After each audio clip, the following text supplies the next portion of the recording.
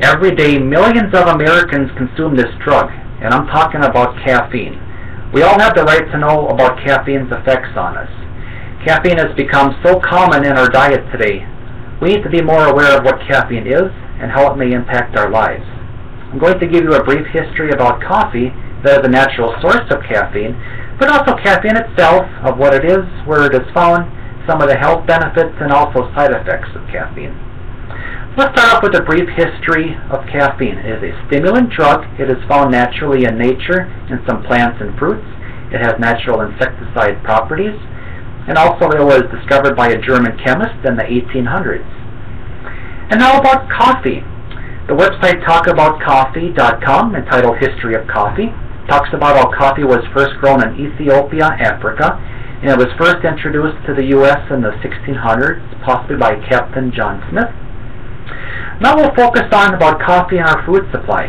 Caffeine was first introduced into Coke products in the 1950s, and each can has 35 milligrams of caffeine.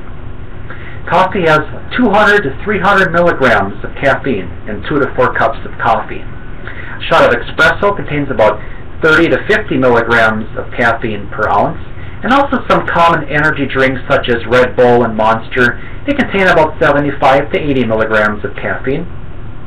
And you're all aware of this 5-hour energy drink. That drink contains a whopping 215 milligrams of caffeine per serving.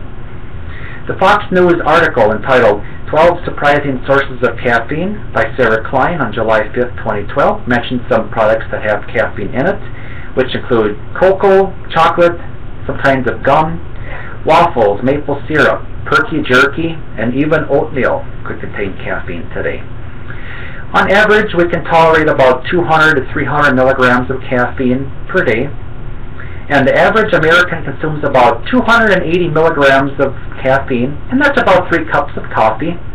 And guidelines for children about caffeine usage, sad to say, is that there are none. Let's move on to some important health benefits of caffeine, as that is a natural antioxidant. It may help reduce the risk of heart disease and also Alzheimer's. And caffeine has properties. It helps your pain medication work better. It produces stomach acid in your body, the caffeine. And then also vasoconstrictive properties. So let's say if you have a headache and you consume caffeine, caffeine can help to narrow the swollen blood vessels, which can help to relieve the headache. And now caffeine's effect on children. We know that caffeine is a stimulant, so it can hinder your child's sleep, but also your child's brain is still developing, so they can become easily dependent on caffeine. Some important side effects I'd like to mention about caffeine include trouble breathing, convulsions, hallucinations, and even headaches.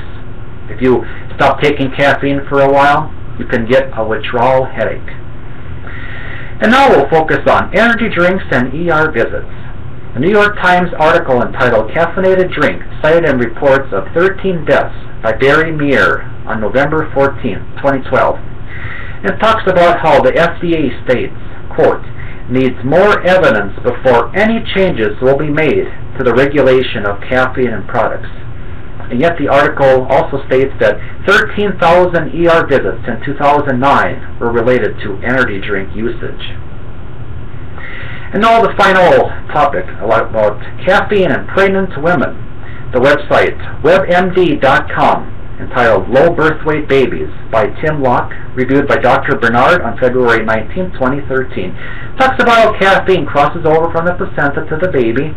It can increase labor time in the pregnant mom, and also it can decrease the birth weights of the baby. This research was published in the journal BMC Medicine. It followed 60,000 pregnancies over a 10-year span. And the average caffeine that pregnant women can usually tolerate is about 200 milligrams of caffeine, which is about 2 cups of coffee.